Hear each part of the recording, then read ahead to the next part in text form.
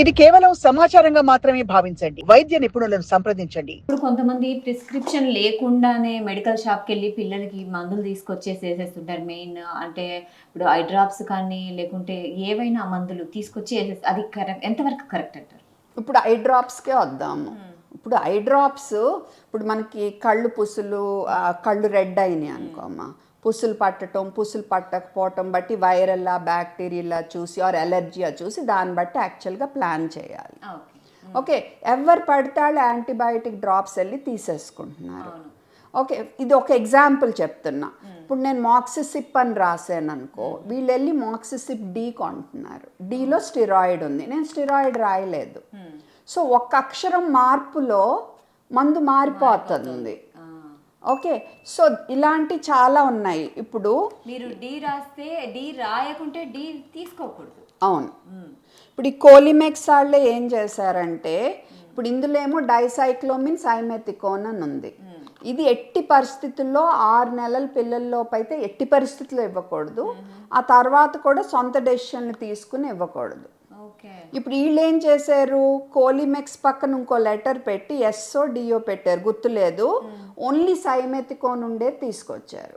ఇప్పుడు డాక్టర్ అది రాశారనుకో, వీళ్ళు ఫార్మసీకి వెళ్ళి ఇది తీసుకున్నారనుకో, చంటి బిడ్డకి ఇచ్చారనుకో, మళ్ళీ చంటి బిడ్డకు మత్తు వచ్చి డేంజర్ అవ్వచ్చు.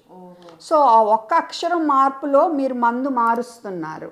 సో అలాంటిది కూడా లేకపోతే బాగుంటుంది. ఓకే, అండ్ డాక్టర్స్ కూడా ప్రిస్క్రిప్షన్ రాసేటప్పుడు క్లియర్గా ఈ నేను రాసే మందులో ఏముంటుంది అనేది క్లియర్గా రాయాలి. So that medical shop person కూడా చూసుకుని కరెక్ట్ మందు ఇచ్చేటట్టు. ఇక్కడ చూడండి, ఈచ్ ఎంఎల్ కంటైన్స్ డైసైక్లోమిన్ సైమెథికోన్ ఎన్ఎంజిఓ రాసుంది.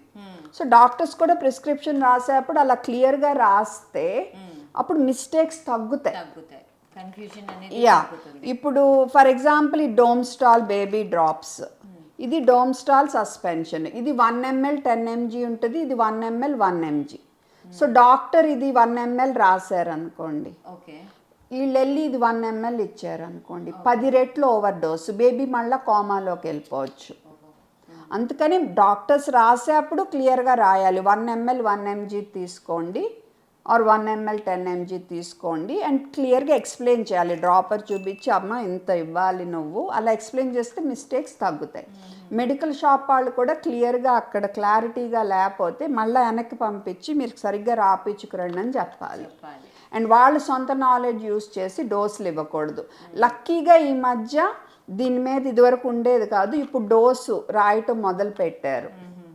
ఓకే, సో మీరు చదువు వస్తే కనుక చక్కగా ఇక్కడ చూసుకోండి, ఎంత బరువుకి ఎంత వేయాలో రాసి ఉంటుంది.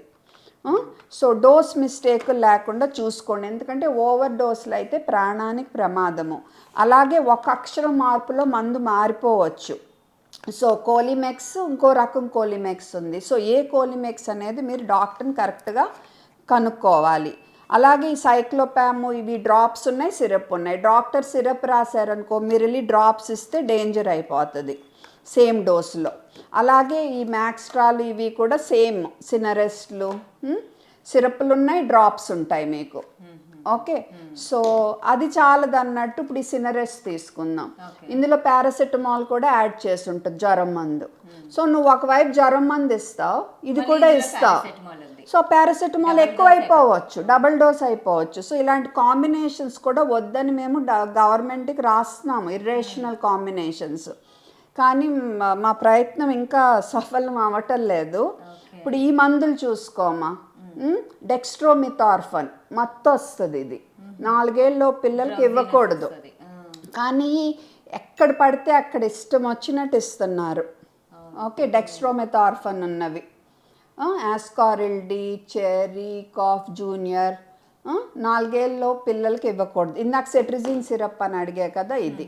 ఇప్పుడు సిరప్ రాశారనుకో డాక్టరు 2 మిల్లీ, వీళ్ళు వెళ్ళి తీసుకున్నారనుకో 2 మిల్లీ ఇచ్చారనుకో, పెద్దాళ్ళకి ఇచ్చే డోస్ కంటే 2 రెట్లు డోసు చంటి బిడ్డకి ఇస్తారు.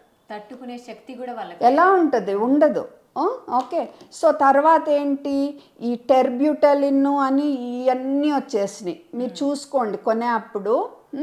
టెర్బ్యూటలిన్ ఇక్కడ పెట్టాను చూడమ్మా, ఇవి యాస్టాకైండ్ పి, ఇందులో ఏముంది టెర్బ్యూటలిన్. ఓకే, కుఫ్రిల్ ఎల్ఎస్లో ఏముంది, లీవోసాల్బ్యూటమాల్, ఆస్కారిల్ ఎల్ఎస్లో లీవోసాల్బ్యూటమాల్. సో ఇవన్నీ ఏంటి, గాలి పీల్చుకునే పైపులను ఓపెన్ చేసే మెడిసిన్స్. ఇది వరకు ఒకవేళ మనకు ఆస్మా లక్షణాలు, వీజింగ్ వస్తే అవి ఇవ్వాల్సిన అవసరం వచ్చేది, ఎప్పుడు మనకు నెబులైజేషన్స్ పఫ్లు రాని స్టేజ్లో. ఇప్పుడు ఇవి వద్దనే చెప్తున్నాము, ఎందుకంటే వీటి వల్ల వణుకు రావచ్చు, హార్ట్ రేట్ పెరగవచ్చు, ఇవన్నీ ప్రమాదాలు ఉంటాయి. సో ఈ మందులన్నీ మానేసి మీరు నిజంగా వీజింగ్ వస్తే, ఫస్ట్ టైం వీజింగ్ వచ్చినప్పుడు హాస్పిటల్లో నెబులైజేషన్ ఇవ్వండి. కానీ ఆస్మా అని డయాగ్నోజ్ అయితే ఇవే నెబులైజేషన్స్ కాదు, పఫ్స్ అని ఉన్నాయి. ఇప్పుడు మీరు పెద్ద తీసుకుంటే చూస్తారు కదా, అవన్నీ మీరు చక్కగా నేర్చుకుని కరెక్ట్గా ఫాలో అవ్వాలి. అంతేకాని ఈ మట్టుకు ఊరికే పిల్లలకి ఇవ్వద్దు అనేది క్లియర్గా చెప్పబడుతున్నాయి. మేడం మీరు